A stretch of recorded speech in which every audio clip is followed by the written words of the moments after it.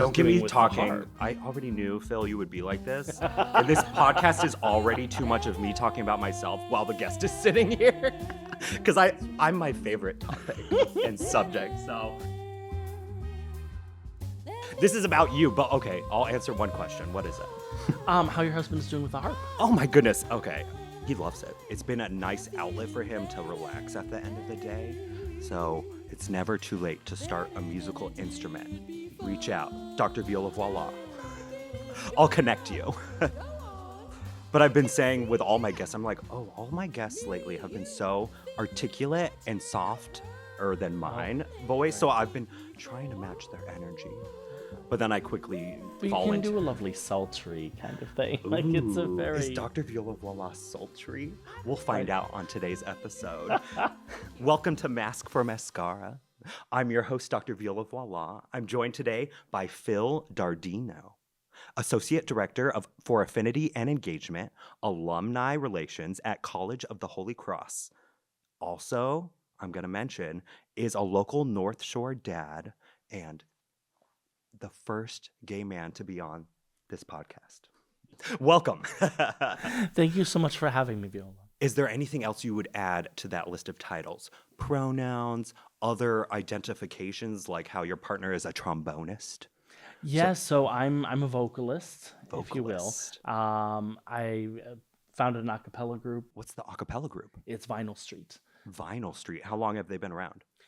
So we're at about 19 years. So it'll be 20 years next. And you founded this group? Yep. 19 years ago? Yes. Oh my goodness, that's amazing. And it's still going strong. Yeah. Wow. What's the secret? It's really just having fun. I think, honestly, it's like we have a very eclectic sensibility with the repertoire, and I think that helps. Like, how eclectic are we talking? So we just started Gives You Hell. Gives You Hell by... It's on the tip of my tongue. Oh, heavens. Sing it for me. What does it sound like? If you see my face, then Gives You Hell, and it Gives You Hell, that one. Okay, how does the melody go? Hum it. And you'll never see what you've done to me. You take back these memories, it's no good to me. That one. Oh, I got chills, Phil. I got chills. That was so good. It's still on the tip of my tongue, though. Anyone? All American Rejects? I'm really not sure. Okay, well, we'll ask the audience. But it's old, right? It's an old top 40 song. Mm-hmm. We did some Shy by Melt. Okay, I don't know that one either. It's really good. Hum that one too. Don't be shy, ba-da-dum, ba-da-dum. Sorry, I do the background on that. So yes, you're like the pretty much. But we have an album already, and we're working on a second album. We have a single, and that's all out on Spotify. Shameless plug. Shameless plug. We love shameless plugs here at Masc4Mascara. So, did you grow up in Danvers? No, but I grew up in North Reading. And it's really funny because my husband grew up in Wakefield, just neighboring town. Yes. And we were at children's birthday parties together. We found out later. What? Right? Explain that to me. Well, this is 4 years between us, right? So... And the towns were that small? There were no other kids? Right. So Nate's parents had tenants. They lived in a two-family house, so they had tenants. I was in Boy Scouts with the older brother, and Nate was best friends with the younger brother. I was a Boy Scout too. Oh, you excellent. Strike me as someone though that actually got their eagle. Did you? Oh no. Oh, no. You didn't. How far did you make it?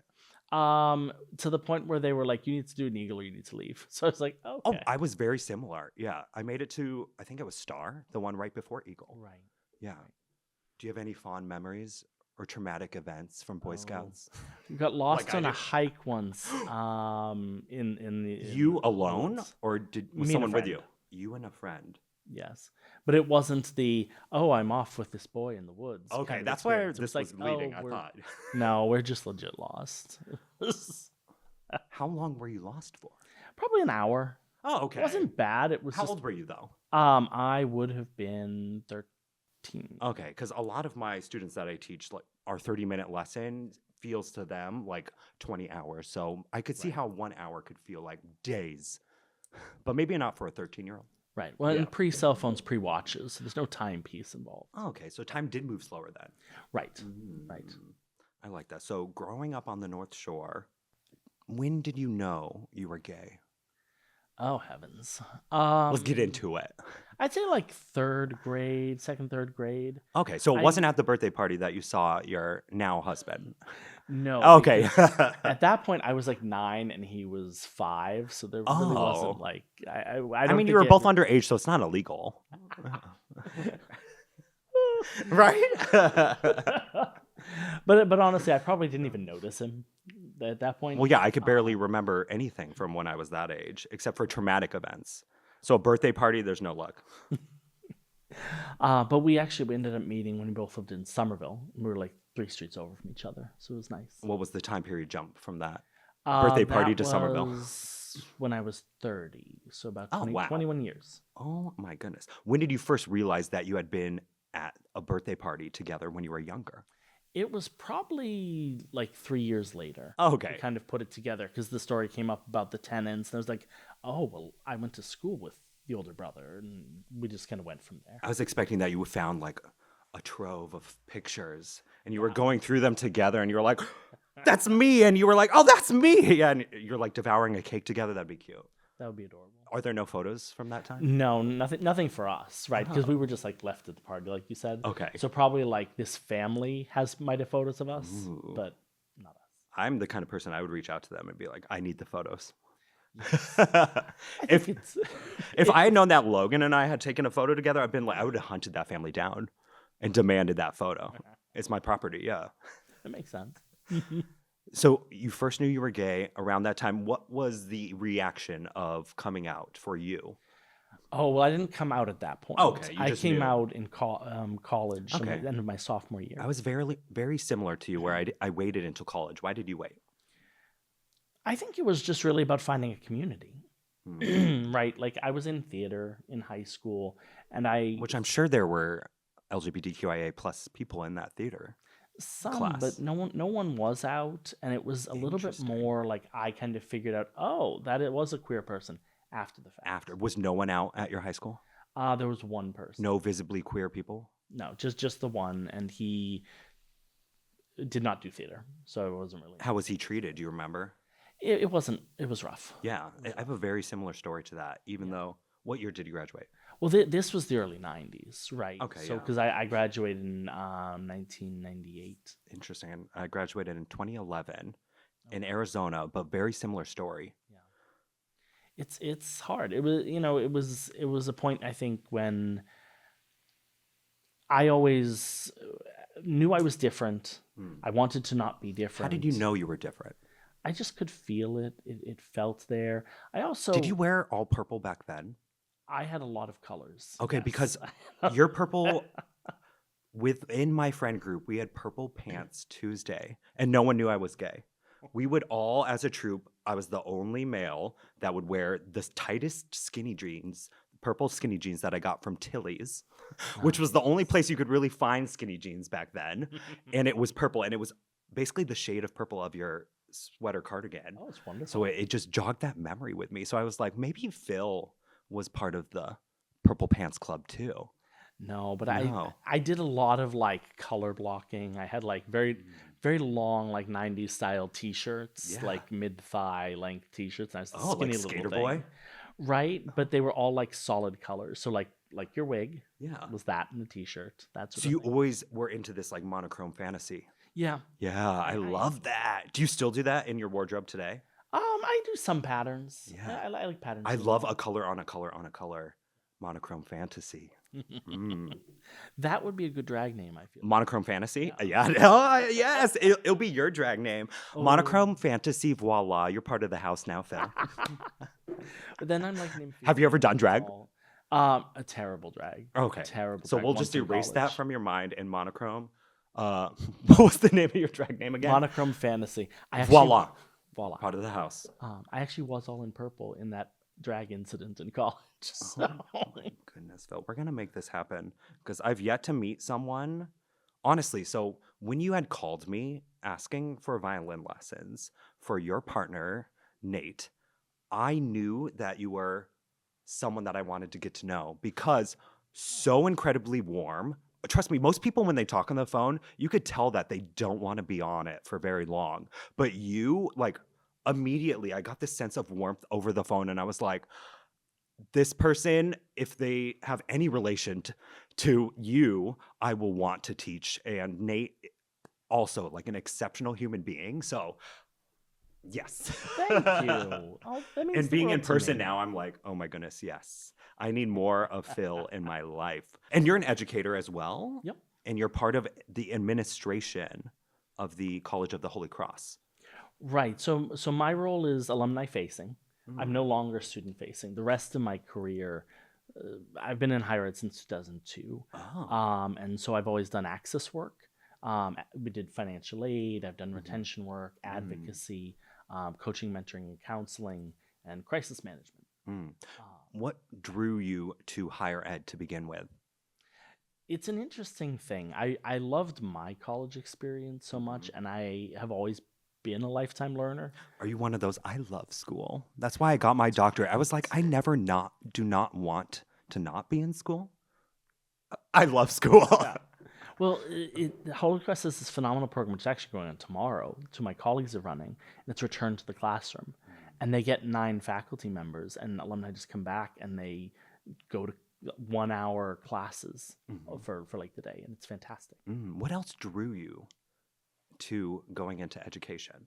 Was it because you had such a great education that you were like, I want to give back? Or the reason I went into it was because I was like, I want to see more of me, like myself in that sphere, because there's not enough of it.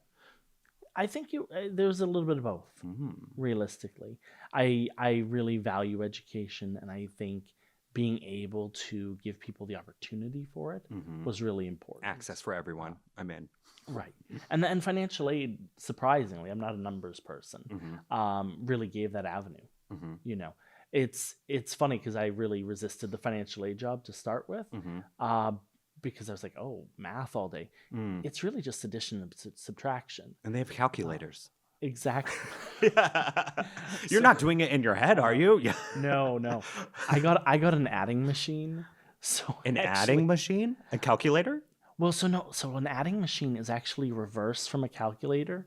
A reverse calculator is called an adding machine. I've never heard of this. What? If the paper comes out? No, I've never heard of an adding machine. It's reverse to how a calculator works. So you're negating out your numbers, and I can't really use a regular calculator because I've used an adding machine for so long. Do people still use adding machines?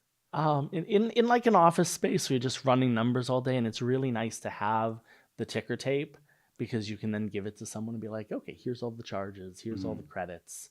Here's your bill. I believe it in higher ed. My partner worked in higher ed for a while, and they're the last to update their office spaces out of any job he's ever had, which I get is like a blessing and a curse. Like, because what I love about higher ed is that it's a community of like-minded learners, and people who get into it, they love what they do. Not necessarily the admin work behind it, but they're passionate about their profession, and they want to share that with everyone else. So from this side of handing out scholarships, I could see that's very rewarding to give access for people. Yeah.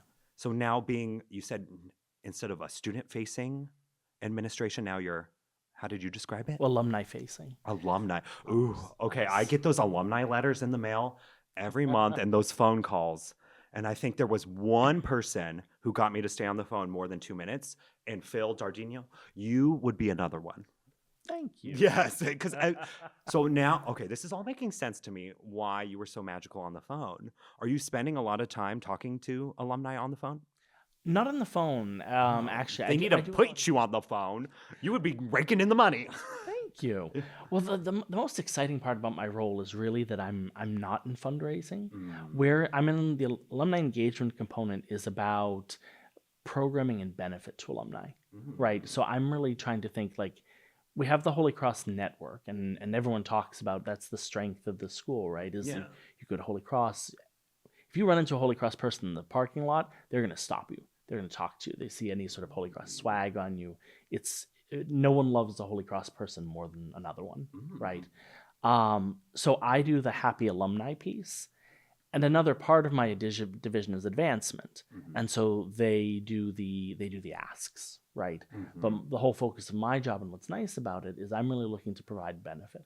Like what additional benefits can we offer to alumni? How can we engage them? How can we What kind of benefits is that? There's all sorts of things. I mean, we have everything from like life insurance to we have career counselors for all the alums. So essentially, people have worked with our career counselors for 15 years since they've left. And they have access to these career counselors for free. Yeah. If you're alumni. Does every college have this? No. Okay, it's special for Holy Cross. What makes Holy Cross so special? Like, why are they so invested in this way? The big mission that always speaks to me about Holy Cross, and I think is one of the reasons I really chose the school back when I was, barely formed child of 17. You knew that early. You wanted to go there.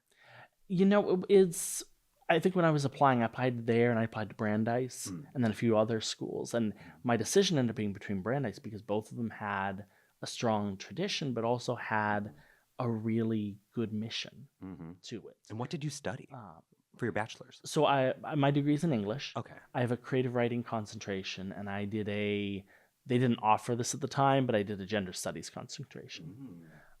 So it was really nice. I dabbled in the theater department for a year, but Wait, so how long of a time span went from you graduating to being roped back into alumni relations? let's see, that was 2011, so I was 31, so about 9-10 years. How was the process for you? Meaning, did you use those alumni relations initially? And they were like, well, we have an opening. And you're like, sure. Well, so it's funny because I did an enormous amount of work for the college separately and unpaid. I know all about being a graduate teaching fellow and how great that sounds on paper. But it ends up being, the most intensive labor work I've ever done, unpaid. So I agree with you. But it was the way it rolled out was in 2011, the students at Holy Cross really wanted more support from queer alumni. And they reached out to one of the professors who'd been a long-term advocate and advisor for the queer clubs on campus. And he was like, I saw the monochrome fantasy of Phil, and I knew that was one of the queer alumni. How did he know you were queer? Well, I was in charge of the LGBTQIA group when I was there for my senior year. But he essentially put together a list of alums and got probably 40 people and invited people back to campus to meet with the students. So there's this wonderful round table with the students in 2011, and people were excited and fired up. And we're like, we should do a thing. We should mobilize this alumni. And nothing happened. Why? Because there was no one who had the actual resources to make it happen? Or was like... Yeah, we just didn't do the action step, right? It was like, oh, this will be great. And then no one followed through. Yeah. The students called us back in 2012 and we're like, okay. So the following weekend, myself and 4 other alums sat down in the house and really just went through and started building a network. Were you always this active in terms of like joining LGBTQIA plus groups and wanting to connect and build I feel like it takes a special kind of person, because when I was going into school, I kind of I went to one of the LGBTQ meetings that were happening on my campus, and it was small. And it made me feel a little sad. It was in like a dark part of our campus, like in a dark back room. And I was like, oh, this isn't the kind of group I want to be a part of. Even though I felt like I was included and my voice was heard, I just focused on my studies. So what was your experience in terms of finding this group at the Holy Cross and then it leading to the alumni job you now have? So, I mean, in college, our chaplain's office had an LGBTQIA support group. And so I had been on a journey coming out, and I was going. It's that odd part about like you're not out, but you are going to gay clubs twice a week and dancing all night. What gay clubs were you going to? Oh, Man Ray. Man Ray. I never got to go to Man Ray. It was epic. Paint the picture for me. What was it like? I know, that's what I always hear. Man Ray was something else. It was that era. Like, what does that mean? So there's no cameras allowed, right? Dark room? What was there? There was a pool table room. Oh, okay. Classy. They had naked men's sports, but it's not. You mean like naked wrestling? There was some naked wrestling, but really it was more like naked tennis.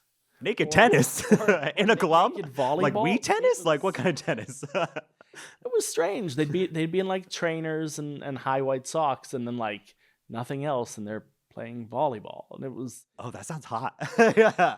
It surprisingly wasn't In a club. Interesting. It was not. No, it really wasn't. But you know that What kind of building was Man Ray in? it's the bottom floor of one of the apartment buildings on right off Mass Ave.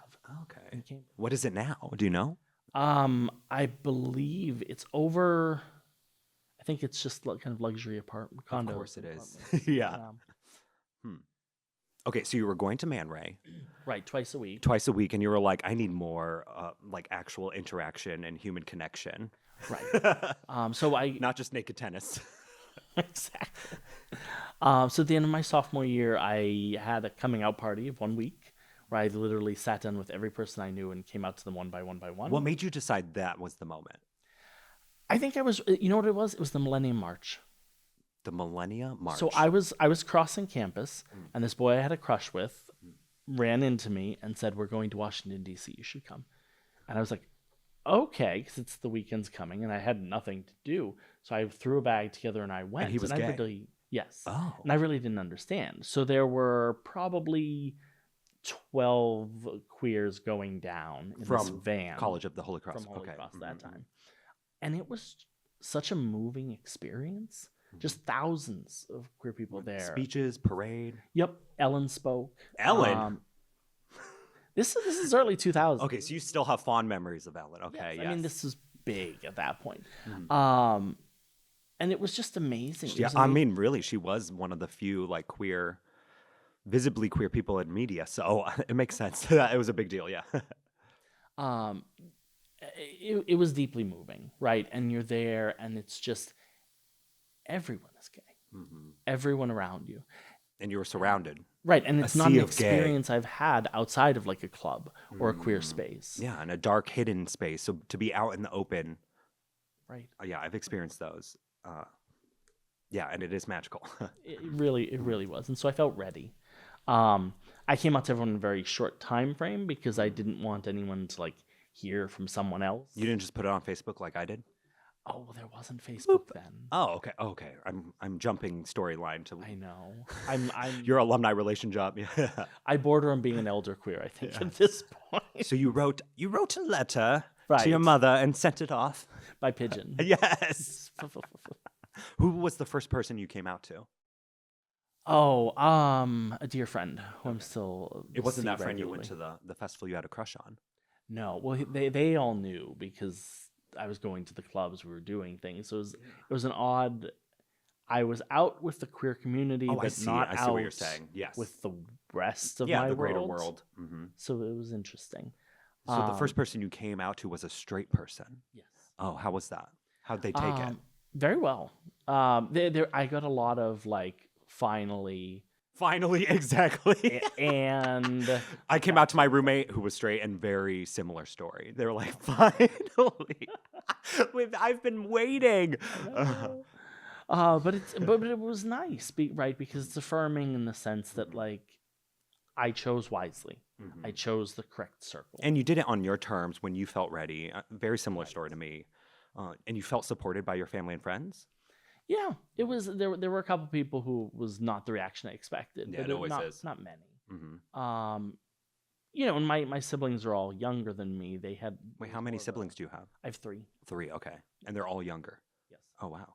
How does it feel to be the oldest sibling? I've always wondered because I'm the youngest. Yeah. So I feel like the youngest just gets everything they want. Like your parents learned through you. And then like every child, you're like, why did they get that? I never got that. Right. That's how my partner treats because he's the oldest. So I was wondering if it was very similar for you. I mean, it's like saddled with greatness while also being saddled with responsibility. It's kind of the both. My siblings joke that they're like, oh, well, you're still the favorite and you're gay. I'm like, I could see why. Right? But it's, you know, I think one of the things is I always felt a lot of responsibility to do for people. And I think that's something that often goes. Where do you think that comes from? Because I have that urge too, where it's like, I feel like I've lived such a privileged life and I've been given so much that it's like I need to give back to my community. I feel that strongly, very strongly. And I think it honestly does come from my parents. They are people who see a need and address that need. You know, my mother founded the Youth Services Coalition for North Reading because there wasn't anything for young people. My father ran Little League for years and was president and did all these like really amazing things for the organization and for the town. Are you still really close Oh to yeah. your family? Okay. Oh yeah, we're gonna see them. We're seeing them tomorrow night and then Sunday and then Yeah, because I feel like Nate has mentioned it before. Yeah. I love that. My family's very close too, and we have dinners together. Oh, I oh, love that's lovely. We're Italian. Both Nate and I are Italian. And Oh. it's What's your favorite dish to make? I feel like Italians always know how to cook, and I'm jealous. So my favorite like takes me back to my youth and my grandmother is pizza gaina, and it's Pizza gaina. right. I couldn't help myself. I couldn't help myself. If you do the Italian hand with everything, it's perfect. Yes. It's a meat and cheese layer pastry, essentially like a savory layer pastry. I don't think I've ever had one. It's a specific thing, like it's a holiday sort of thing. Because I lived in Little Italy when I first moved to Boston, the North End. Yeah. So I have fond memories, but I don't think I've ever had that. Yeah, it's good hot, it's good cold, it's smoked shoulder. Does it take a long time to make and prep? Oh, okay. It does. That's why I wasn't eating that. I was eating that like pizza slice at 3 a.m. coming back from the club. Not Man Ray though. Yeah. There's nothing wrong with pizza I size. didn't get to see any naked tennis. You're probably better for it, honestly. But the pizza gaina really takes me there. But carbonara is one of my favorite things. My roommate in college was Italian and he made amazing carbonara. so good. If you use the guanciale, it's just a really Wait, if nice. you use the what? What's the secret?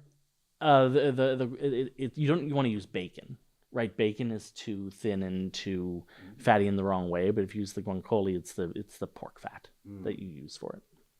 Yeah. Logan, take notes too. Get to cooking. Yeah. So I want to get into a little bit of what the DEI looks like at Holy Cross in terms of like the university. Because from what you've described so far, Holy Cross has it going on in terms of like offering safe and affirming spaces for its college students and its alumni. So what has that experience been for you? It's really been great. You know, I think one of the things that was really important for me in giving back and volunteering with my organization for so long was that we were changing the culture and the climate on campus, right? And I think by being present at everything, by making sure that we're engaging with the college and bringing queer alumni back to engage with the college, it pushes the needle, right? And I always like to think like, you know, the rising tide brings up all ships, right? It's that we want to think about our BIPOC brethren and think about like first generation students and think about people who are can be at the margins of society, right? So I found it to be really great. I did all that. I did 13 years of volunteer work with the college running this organization, the LGBTQ Alumni Network. And where were you working while you were volunteering all your time? Boston University. Okay, you essentially were. for that Wow, time. okay. Yeah. But it's been wonderful, right? It's a passion project, right? I love people. I'm fascinated by Holy Cross alums. They're doing such neat things, and it's galvanizing, really, to see people do that kind of work and give back in the ways I've seen. And then they created a position, the affinity engagement position within the alumni division, and the timing was just right. I was looking for a career change because I was doing crisis management and retention work.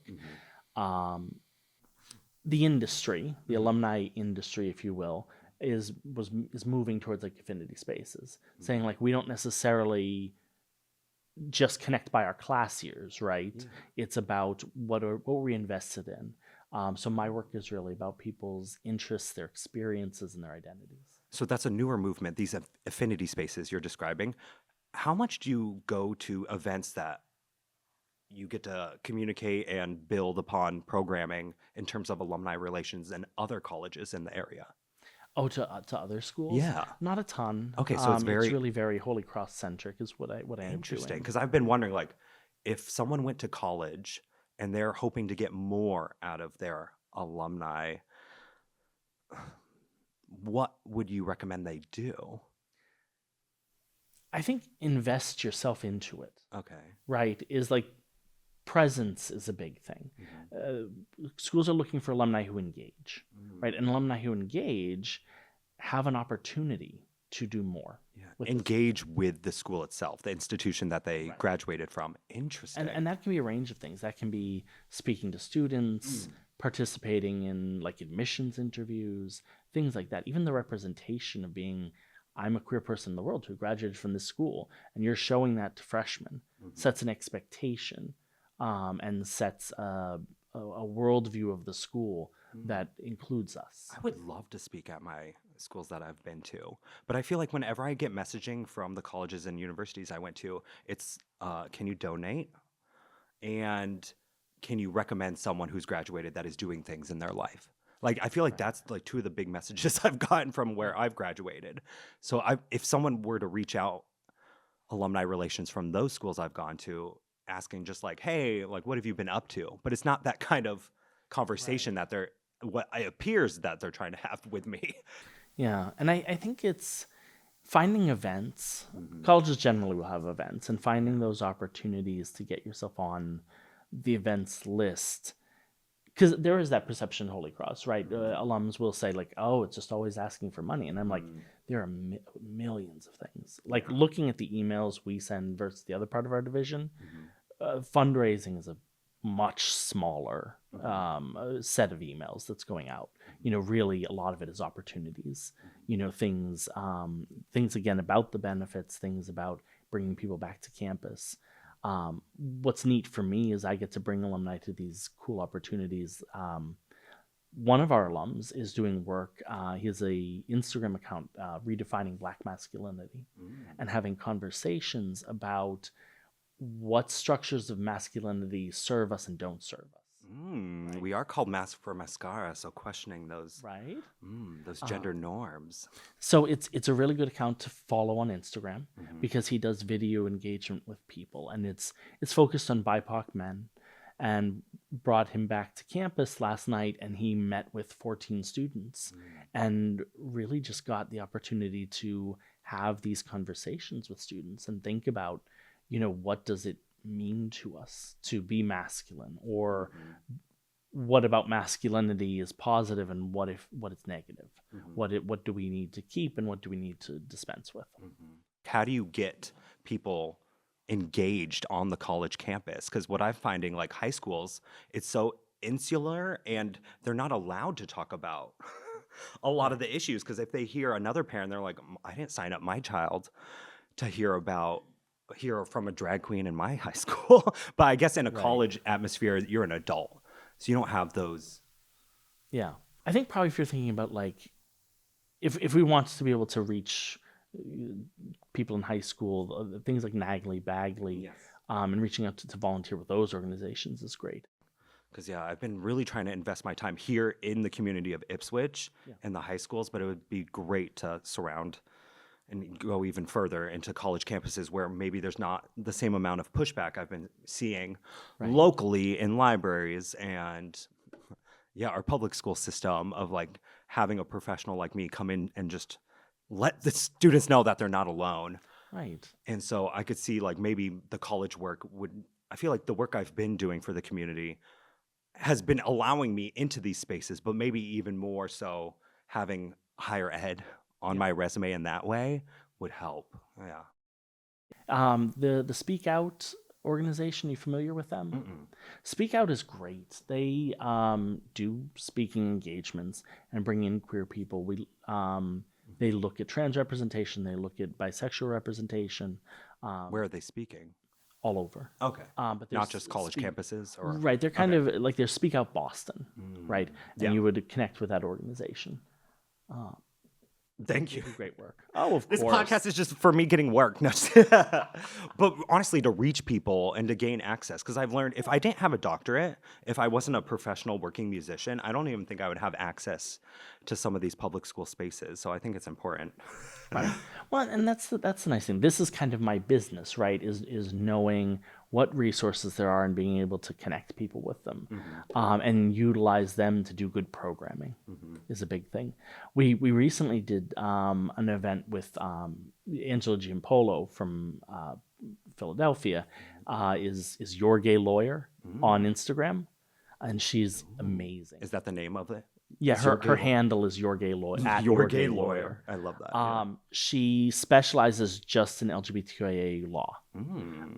So she's really amazing. She's doing a month right now of traveling across the country. It's called Caravan of Hope. And she is going state to state to, underprivileged areas to deliver support to queer people. I love that. Yeah, I've been noticing that colleges in the surrounding area and greater Northeast aren't as supportive of LGBTQIA plus people. So why is Holy Cross so gay? And why do they love the gays? I think that the really nice thing about Holy Cross from the Jesuit perspective, right? The Jesuits founded the school, is the Ignatian ideals include this concept of men and women for others, and I always tell it as people for others, right? Non-binary for others. Right, exactly. The people for others is nice and encompassing. And it came from a time when it was a male-only school, and then women were added, and it just maintained. But people for others, and I really think that infuses what I see in the graduates, right? The alumni I work with are mission-driven. They're doing things for their communities. They're doing great things in the world. We've just so many people who are doing exemplary things in their careers.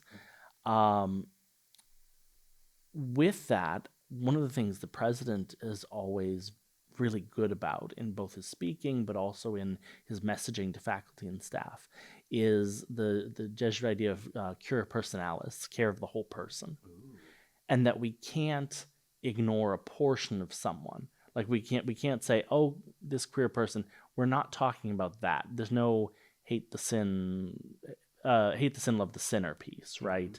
It's about this is a person, and all of this person is that person, and so when we're caring for that person, we provide care, we provide support to all levels of that person, right? And that it resonates so strongly with me, and I think that's Where do I join the church? I know, right? But it's really wonderful. I mean, the ability to be there, I think, is important. One of the things that's really been a success, I feel, of mine in my volunteer work was being able to say, okay, well, what are my opportunities to engage with the broad alumni community? Finding members for an LGBTQ alumni network is very grassroots. There's no one puts in their application, right? When we started, we really just sat there and did, who do you know? Yeah, like, there are that's five gay. of us. I remember. Right? and we made a list of like who we could reach out to that would not be like, oh my God, how do you know? Like, people who would expect to receive something like that. And then we really just built from there. And we have about 1,000 members at this point. But a lot of it is being at events, like being at reunion. We set up a table, we put out the flag, and we're just there at the picnic.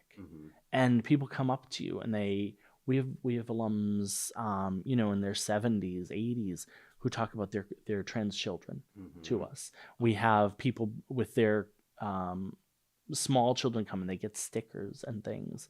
We have, we have a number of members who are in cis heteronormative looking relationships, right? But they're queer, and making sure that they have space and they can come to us and see us at events is really important, right? So I think always being there helps. I think, as I was saying earlier, it helps to move the needle towards cultural change. If you can be visible as an organization or as alums, that brings more alums to you. And that influences, if there's a population to serve, the college can look to serve it. You know, if we can't find the population, what can we do? Yeah. Right. So I think that's always been a big thing of it for me, is making sure that we're getting in front of people as often as we can, in as normalized a way as we can, and saying, What is normalized way, though? Because I'm one of those where, I don't know, our last guest, we talked a little bit about the hatred side is so loud. And I just want to be so loud in the loving and gayness because that's just my energy. So when you say normalizing, and what do you mean by that? Normalizing in that you will expect to see us there. Yeah. You will expect the flag, and that this is something that is normal for the college. Yeah. Is that, and not just necessarily the queer alumni. Like, we're going to see our BIPOC alumni at events. We're going to see our first generation alumni at events. We're going to see people with different identities, with multiple intersectional identities, and we're normalizing that for the larger population, who that's not their experience, right? And making sure that we're really making, as best we can, offering welcoming spaces to alums to say, come back to campus. We want you here. You are part of this rich tapestry, and these benefits are for you as well.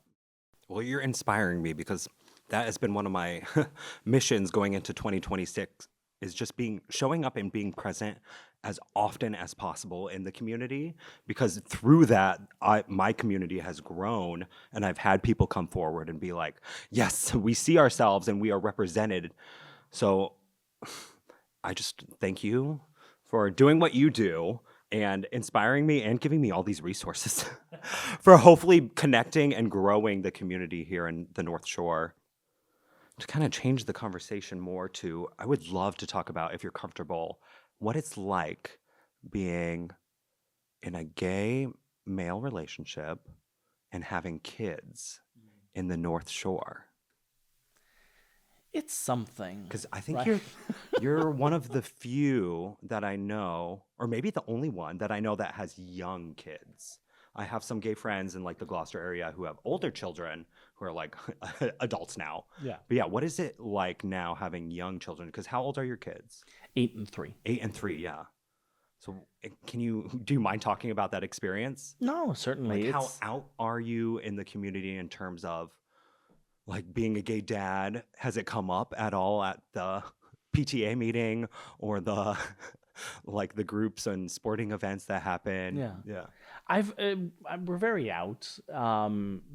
Nate is very kind of visibly alternatively queer in an interesting way. And I just kind of am always me in that space. You know, I don't try to butch up or do anything different. I think the hard part, right, is like, you understand the North Shore. You've been in the North Shore. It's a mix. It's a broad mix of people. And Danvers has been a challenge for us, to be honest. There's a lot of really supportive individuals. There's a really good inclusivity board with the town, and just really great connections in town politics, and just trying to. Are you active in town politics? I am now. Ooh, how so? I just got on the ballot for town meeting for precinct 1 in Danvers. Oh, go vote. Yes, that election will be in a bit, but okay. But yes, it's coming. But was it your kids that made you want to go into town politics? It's a piece of it, right? Like, it really is for the kids to be. My children are in the school system. Both of our kids came to us through foster care. You know, we were a pre-adoptive household, right? So we worked with DCF for a long time. We are queer and white. They both of my children are multiracial, right? So we're a different sort of family for Danvers. Whoops. I'm curious what that process was like for you, the foster care process. It was interesting. It took us 18 months to be approved. You know, What did you have to do to be approved? It's very thorough. It's enormously invasive. The people who talk about how like just anyone can do it and people are in it just for money, garbage, right? Because it's so much work to get there. Yeah. And we took classes for months, and Do you have to take classes? Yeah, the classes in are order to required. foster? Yep. Oh, interesting. Did you face any prejudice, you feel, because you were a gay couple? Not prejudice, but kind of that unthinking exclusion, right? We were in this class, and one of the social workers had said, "Oh, well, at the end of the day, every child just wants their mother." Yeah. And you were like, Dad, 2 dads here. Right. Yeah. And so it was interesting. The other people in our classes were largely cishet people as far as we knew, and many of them already had children, either from blended families or had biologically had children. So it was a very interesting environment to be in, and it did allow us to do some tacit education, right? Of like, hi, we're here because this is one of the ways we can have a family and also care for children who need this. And it's one, in my opinion, one of the more ethical ways to approach adoption. I think there's a lot of complicated. Well, it's definitely something I don't know, hearing your story, I would be more inclined now to like research the process. If you've had, so I would love to talk more off the pod about your experience. I would love to. Yeah, interesting. But we were talking about Danvers, right? And I think what was interesting for us is growing up on the North Shore, you kind of know what you're dealing with. But our oldest son had gone into a preschool in Peabody while we were looking to transition housing. We were in Medford, so we were looking to move up here. And his place in Peabody was very diverse. It was a Catholic Charities, which works with DCF and works with Children's Friend, which is the organization we had gone through. So it maybe led us to be a little misrepresented as to what we thought the environment would be like in Danvers. That being said, there are lots of people who are very supportive, and there are lots of people who are really great. I think on the downside, if we're going to acknowledge the pros and the cons, our neighbor put out a straight pride flag. Oh, I don't even know what that looks like. It is aesthetically hideous. What colors? Of course it is. If a straight pride flag is indicative of what straight culture represents, I am sorry for them, right? Because black and white stripes, it has an entwined male-female symbol on it in gray. Oh, so sad. But like the male symbol is very awkwardly phallic. Ooh, of course it is. The female symbol overlays one of the black lines, so women are just kind of hidden. Like it's all the really negative stereotypes about the sort of person who might hang a straight pride flag. How soon after you putting out your flag did they hang theirs? Well, so ours is always up year round. We just have had it. These people moved in later. Okay. I do not. They're never going to see this podcast, but I do not want to start fight with the neighbor. Yeah. But what's their name? I'll DM them. Right. But the wonderful outcome of this, right, was that we had an outpouring of support from the community. Good. About this. So their other straight friend told them their flag is hideous too. Right. It is. I mean, not to say look it up because you don't want to give it traction. I've never seen one. Yeah. It's ugly. The more so the opposite, maybe similar. But I always hear people that are like, "Oh, I'm going to put up my pirate flag." Are you a pirate? No, maybe I'm just speaking from personal experience with my father, who wanted to put up the pirate flag when we put up our rainbow flag. Yeah. Okay. You honestly, I mean, with the outfit today, you really look like you could be on One Piece. Yes, I see it. Right. I've been wanting to watch it. We almost started it on Netflix, but I never watched the cartoon. Did you? No, not the cartoon, but the live action is great. Yeah, I saw it got good reviews. Yeah. Would recommend. Definitely. Would recommend. Definitely recommend. But so it's been nice that we know the North Shore and, we feel like we have footing. But my in-laws moved into town, who are two women, and they. Oh, what did they think of town? They're in an interesting place because they're they were never really like an out couple in that sense. They just were more of a, this is our life, and we just live that life, and had my husband. But it's really nice to have them close by, right? The And child walk support. Oh yes. Oh, yes. Yes. Well, and it's nice because he's an only child, so they can not give us more focus, but we get more time with them, which is nice. Oh, I love that. Yeah. But so, I mean, Danvers has been what it is. I want to meet more queer people in the North Shore. I want just more community engagement in that way. Yeah. Do you feel like you currently don't have it? Yeah, no, we really don't. Oh, Our well, get ready oldest- for me to spam your inbox. Oh, with please. Many events. Oh, no, trust me. People get tired of my event posting I've been finding. Oh. Because I'm like, there aren't enough queer events in the North Shore, even though over the last few years there have been more and more. But yeah, prepare yourself, Phil. I can't wait to spam your inbox with all my drag events. Oh, of course, please do. And I'm always happy to consult on any sort of like connection or things. A dear friend of mine once told me I was cheerfully subversive, and I hold that close to my heart because it resonates with me. You know, I think I'm big on community, right? And it can seem, I think sometimes it can seem Pollyannish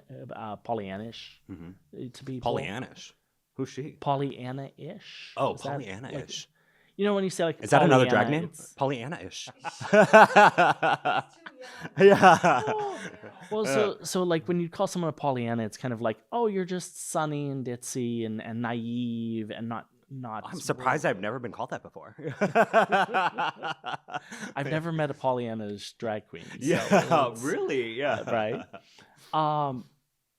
But I think the teeth behind it, right, is that like we're showing up, we're here, and I walk into space and I'm like, oh hi, here's my flag, Yes. here's my people. Take a button. Yes. You know, and And you're such a it's- nice, friendly face that, like, you're the perfect person to be at the table with the stickers and the gay flag. And right. And I try to be both ingratiating and integrating from that. Like I'm going to, you make those connections and you're just like, oh, we're good. Oh, I'll see you there. Oh, I'll be there. And you show up and you follow through. And you have now found yourself in the Dean of Students office. And you're just like, oh, I'd love to talk to you about this thing that we did. And it gives you inroads to, again, push that change. You make connections at the school. You build that network at the school. And then you can capitalize on that. You can build that out, which I think is vital. where do you get the energy? Oh, heavens. I'm a people person. Me too. I'm right. I think I'm definitely an extrovert. I get galvanized and recharged by people. I burn the candle a bit at both ends. Yes. Certainly. You know, the children, so wonderful. My children are so wonderful, and I'm tired. You don't look it. You look Oh, thank you. refreshed. The You're lights. glowing. Yeah. Oh, that's my little Irish heritage in there. So I was like, that skin looks so nice. Oh, thank you. You moisturize. But I think just knowing that A, I'm living the mission. B, I'm doing something that feeds back into myself. And again, with the Pollyannishness, I really am legitimately really excited about these people. We have an alum who is in Salt Lake City and is a lawyer and is fighting conversion therapy. Ooh, we in need more of Utah, those. Yeah. Right? We have an alum who is the director of the LGBT ministry in New York with Father James Martin, right? We just have alumni doing just fascinating, cool things. I think it's time for me to go back to school. I support it. Well, Phil, it's been a pleasure having you. Thank you so much, Viola. And is there any like socials you would like to plug or upcoming events through the Holy Cross that you want to yes. highlight or spotlight for our listeners? So our events are all listed on the Holy Cross alumni website, but we do have some upcoming ones for the LGBTQ Alumni Network. On April 9th, we're going to be in New York City at the Dickens. and that should be a really good time. I love a literary themed bar, so this will scratch an itch for me. Holy Cross is also doing their drag show on April 11th. So the students will bring in three drag queens, and it's gonna be really just an epic evening. Dawn is headlining from RuPaul's Drag Race. Dawn, the elf. Yes, Dawn the elf. Yes. As well as King Molasses, one of the drag kings. Just won the new Drag King show. It's escaping me. Oh, did he win? Yeah, he won. Oh, I hadn't seen. Yeah. Oh, wonderful. I was like, you didn't see it on the payroll? Like it wasn't reflected there? Yeah. No, it's just names, right? They just put the names and an image. And then Mariah, who's a local to Worcester queen. Okay. So that'll be a good show. And then April 12th in Westboro, Craft Lab Westboro is a crafting space. And so we're doing, I'm calling it All That Glitters is Glitter. Why not? Why not? And we're bringing alumni in to just really have a day of community and crafting and fun. So we do all sorts of things, from socials to galas to crafting socials to beach days. And it sounds like you have extensive programming year round, or is this like gearing up for Pride season? Is that why there's so many events? It's a busy spring. Yeah. One of the things that I just did that my boss was thrilled about and I was thrilled about was we did a Rooted in Pride series, which is a 4-part web series focusing on providing LGBTQIA resources and supports. Knowing that the country is where the country is right now, it felt really important to me to be able to try to do something for people and feel like I've taken an action and I've provided something. So that was where we had Angela Giampolo, the Your Gay Lawyer. We did a section on social justice and how do we live that mission, support social justice, and strive for it in this environment. We did a section on immigration, and we did a section on caring for your mental and spiritual health. Oh my goodness. To wrap this up, yes, it's been so nice talking to you. Oh, pleasure. And yeah, I can't wait to talk to you more. Like every day. Oh, you're such a great resource and honestly just figurehead for this community, and more people need to know your name. I appreciate that. How do you pronounce your last name? Dardeno. Dardeno. Like Dino the I feel dinosaur. like I said it right the first time. Yeah. Okay, I did. Okay, good. I wanted to make sure I wasn't butchering it. Phil Dardeno. It's been a pleasure having you. Thank you for having me. I appreciate it. And all the community work. And honestly, I've been saying this to every guest. But I think we're finding each other for a reason in the community. And I don't know what it is, if you believe in things beyond, but I'm like, oh, the community is growing.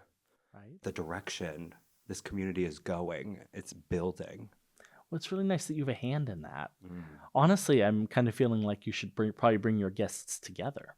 That's what I was thinking. There's been so many at this point. I can mixer. I'll bring the margaritas. Phil will bring the carbonara. Oh my goodness. This is going to be so fun. What are we going to title it? All That Glitters is Glitter is Glitter. Yes. Or Monochrome Fantasy. Monochrome Fantasy. Everyone has to come in Monochrome Fantasy. Well, thank you for joining, Phil Dardeno. It's been a pleasure. And just, the work you're doing for this community, it's feeding my soul. And like we talked about, our energies, and I'm feeling ready to take on the world. So thank you for being here. And join us next time for another episode of Masc4 Mascara. Thank you. You're so wonderful to talk to. No, you are. Oh my goodness. I'm like, do I have another